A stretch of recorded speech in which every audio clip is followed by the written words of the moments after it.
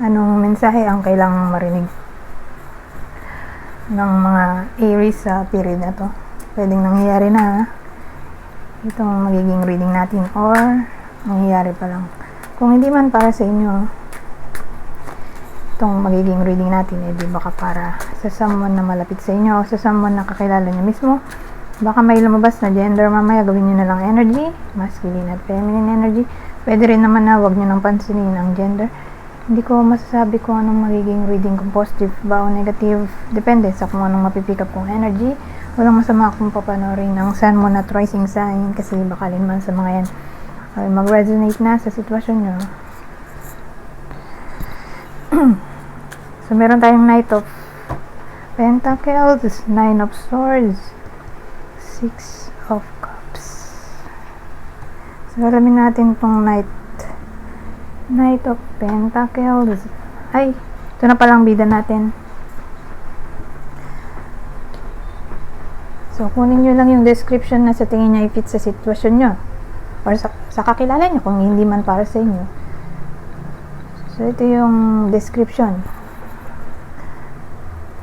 Base sa self-made clues ko. Lalaki. Pwede ring babae kung extrovert.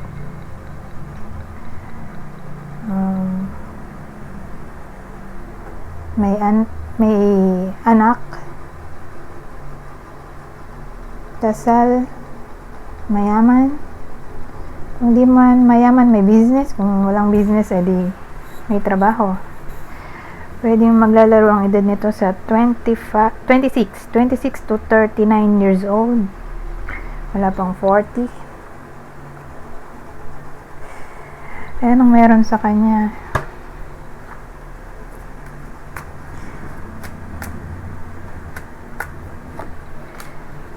So again, base sa self-made clues ko, tingnan nyo kung para sa inyo ba yung reading or sa kakilala nyo.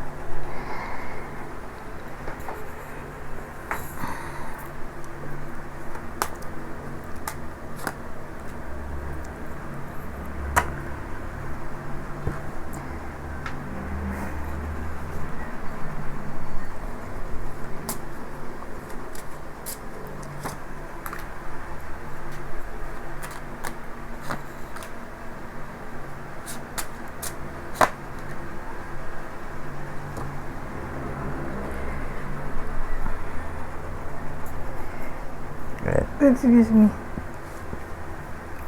So, ang dating sa akin, overall, dumaraan kasi ng financial or career issues or crisis yung tao dito. So, ang wish niya ay ma-overcome yung crisis nga sa pera or sa career.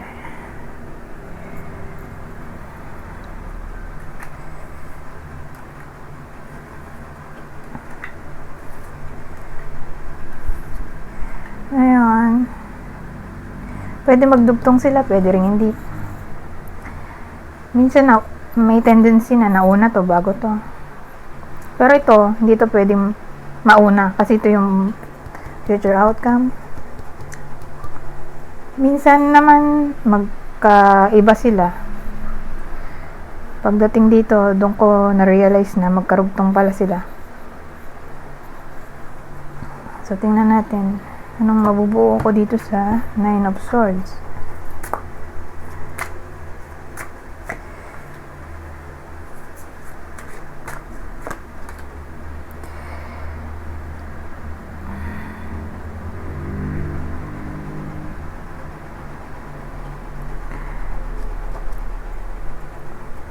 Nine of Cups pala to.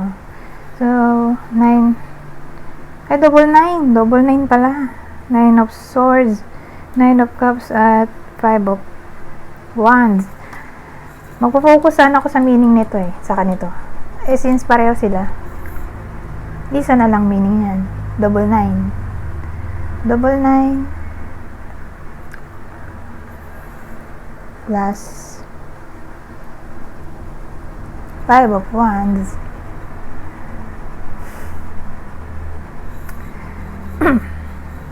So, Ang dating sa akin,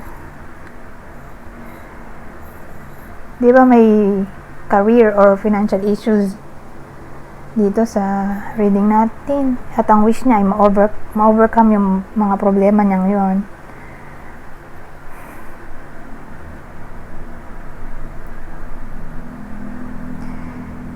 Ang dating kasi sa akin, hindi agad-agad mangyayari yung wish niya. Kasi may conflict dito eh. So, ang dating sa akin, kailangan ng patience para mangyari yung wish.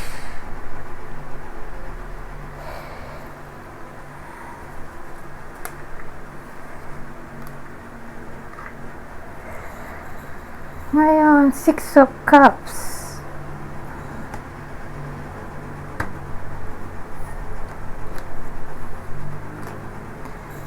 Ano yun?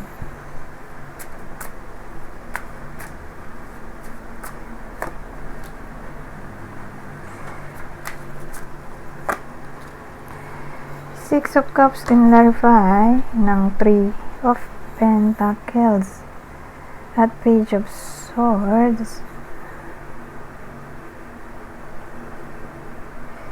6 of Cups. Well, ang dating sa akin, dito ma-overcome sa future. Pero more like far future to. Ito near future. So pag sinabi mong near future, sa period din na to mangyayari to. Itong far future natin, after ng period na to, dun mangyayari tong far future. Kasi since may 6 of Cups tayo, so from chaos to peace, ibig sabihin may tendency na ma-overcome ang problema sa pamamagitan ng teamwork or cooperation.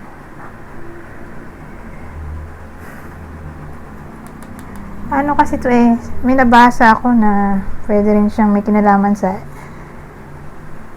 studying, yung Page of Swords, studying, investigation, research.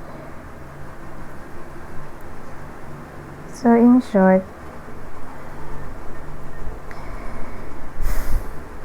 ma-overcome ang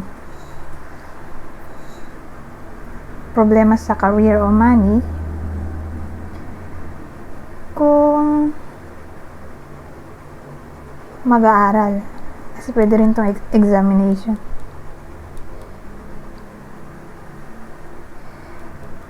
Mag-aaral kung paano isosolve ang problema.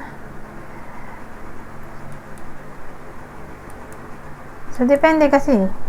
Sabihin natin, ang passion ng iba sa inyo ay iba sa passion ng karamihan. Kasi general reading to. So, let's say, yung iba sa inyo ay passionate silang maging creative. Yung iba naman ay gusto lang nilang magturo. May iba naman na gusto ay maging writer. May iba na gusto maging singer. So, depende kung saan ba yung passion ng iba sa inyo. So, in short, maaayos ang problema kung magiging madiskarte. Yun na lang dating dito. Magkakapera kung magiging madiskarte. Or magkakatrabaho again kung magiging madiskarte. Kasi nandun yung Page of Swords. Na parang ina-advise na maging vigilant, studious. Ayun.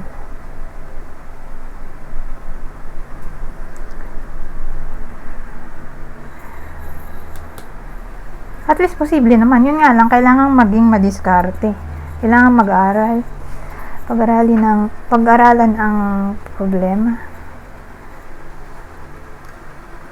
para magkaroon ng solusyon.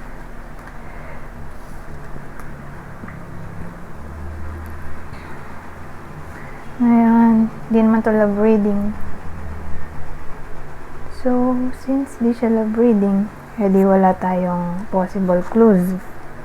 Dahil walang possible clues ng other person, dito na agad tayo sa deck na to. Other information or message bukod dun sa nakuha natin sa tarot.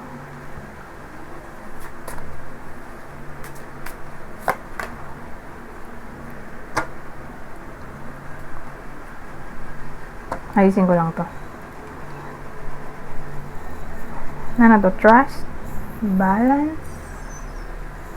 Anong topic dito?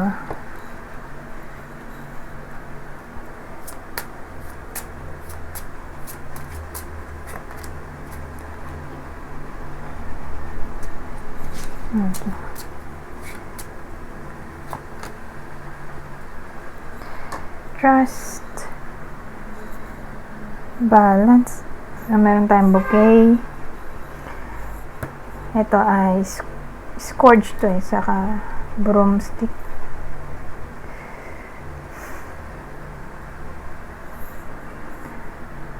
So, ang dating sa akin sa period na to,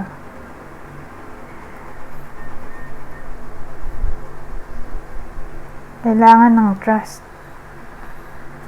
para mabalance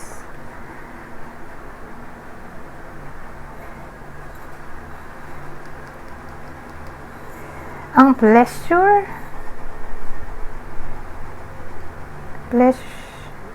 sa sarili.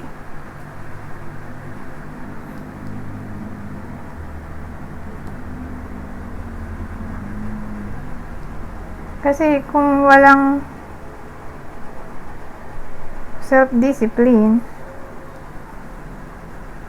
pwedeng mag-lead sa conflict.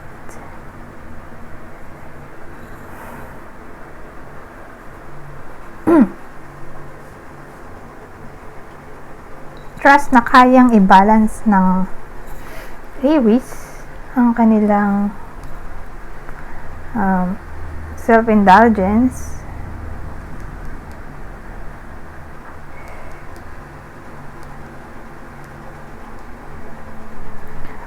or else baka nga mag-lead dito sa arguments, conflict, violence.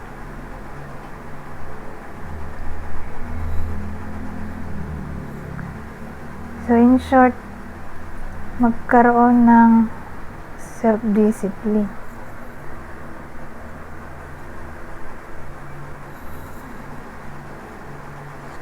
para walang maging problema. Kasi anything na too much ay dangerous or pwedeng mag-lead sa problem.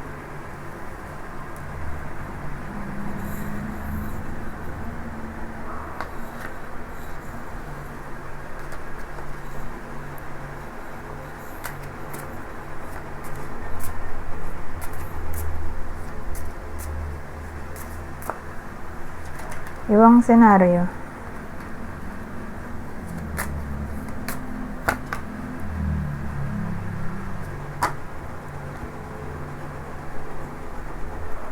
Ito, wisdom, respect.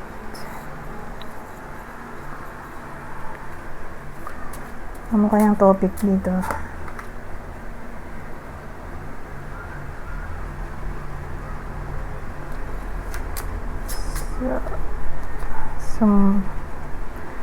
Sumobra o naging 3.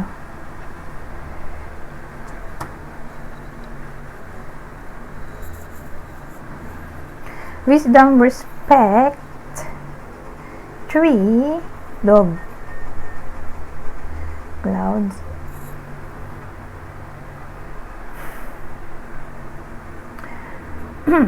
So, ang dating sa akin, yung respect ay tungkol sa kadugo.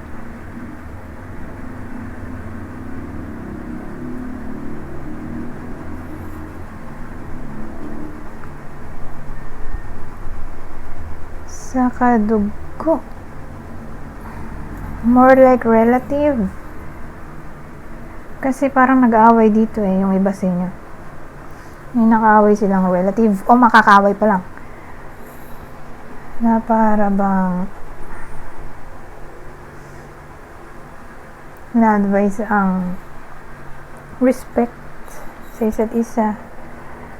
Sa pagganon, in short, ina-advise ang reconciliation.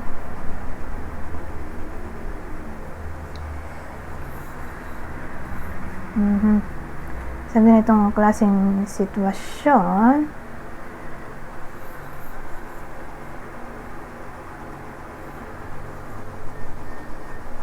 isipin na lang ang pinagsamahan or isipin na lang na magkadugo sila para mabawas-bawasan ng sama ng loob. Pero again, mukhang magkakaaway ang iba sa inyo at ang kanilang relative. So again, regardless kung nangyayari na to or hindi pa, kadugo eh.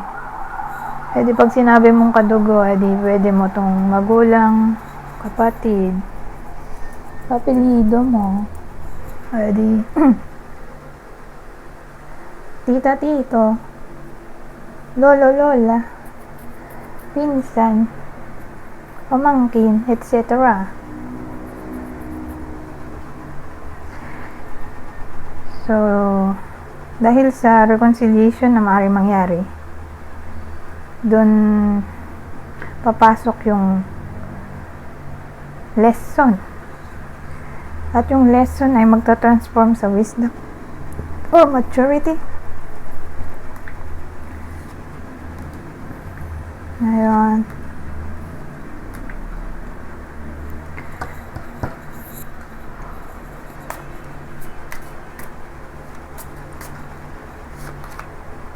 dito naman tayo, purity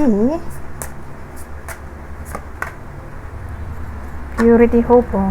Wala yun.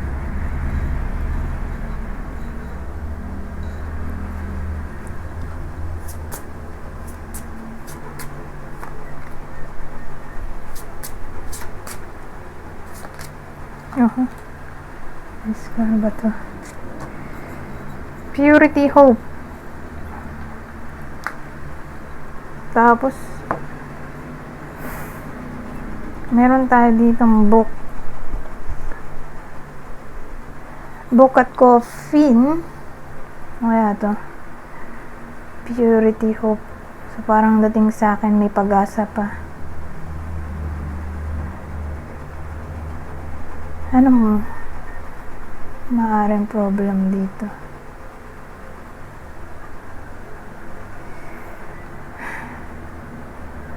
Maraming pwedeng case. Sabihin natin nagkaroon ng illness or may na-discover na hindi nagustuhan ng iba sa inyo, na para bang sinasabi dito na may pag-asa pang maayos.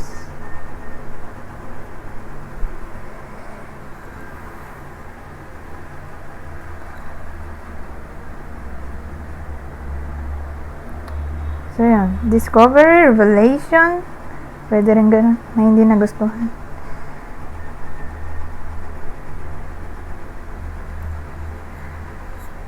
Or anything na may kinalaman sa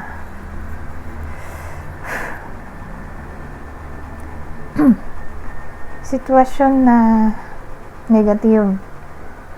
Maaari pa itong ma-transform into positive, into positivity. Don't worry.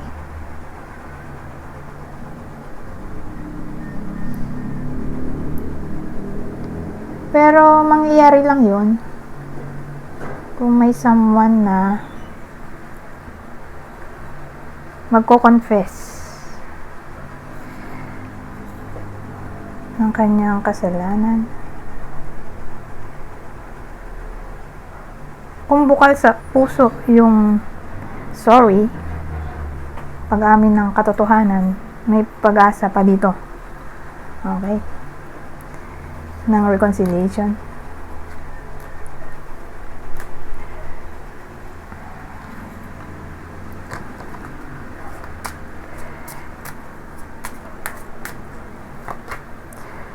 Ito, detachment.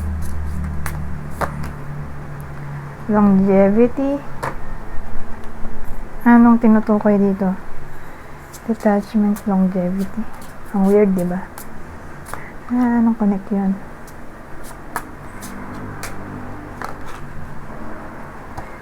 Oh, well.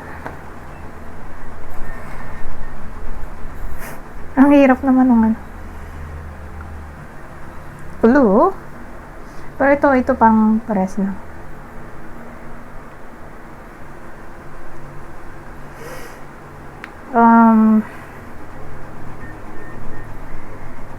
Let's say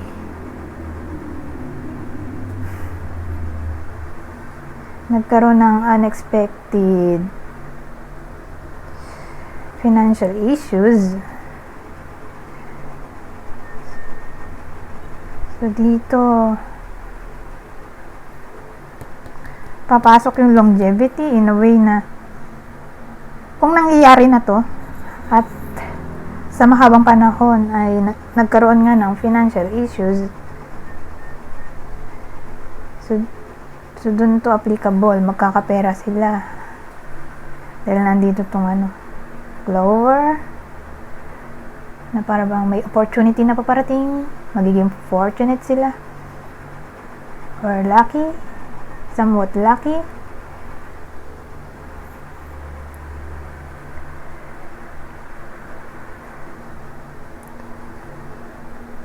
So, may money. Isip ko kung sa trabaho din ba to. So, let's say, matagal nang walang work. Pwede rin naman. Kaka-work na dito. Kung mag-a-apply.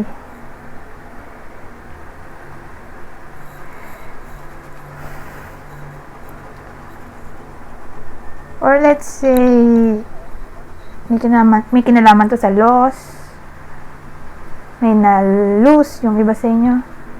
Na someone, something. Mapapalitan yon. Or may new door na magbubukas.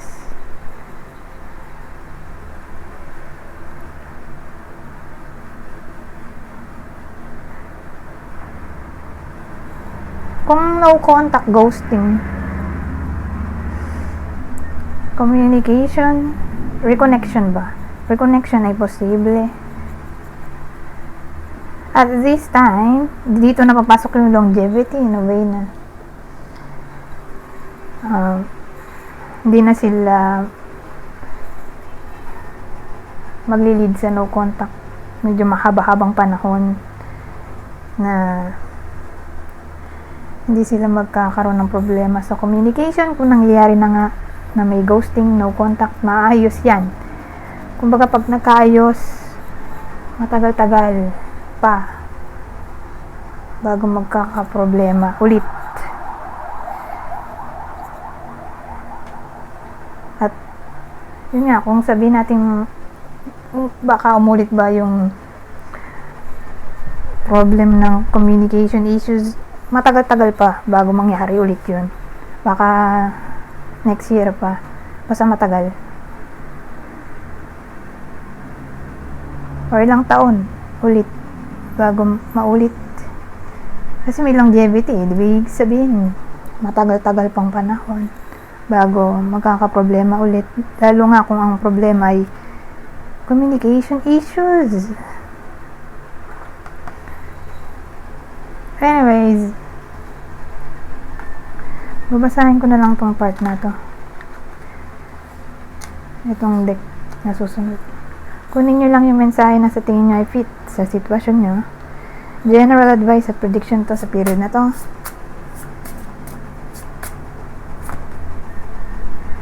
So sabi, alignment. Align your energy crystals can heal and amplify your intentions.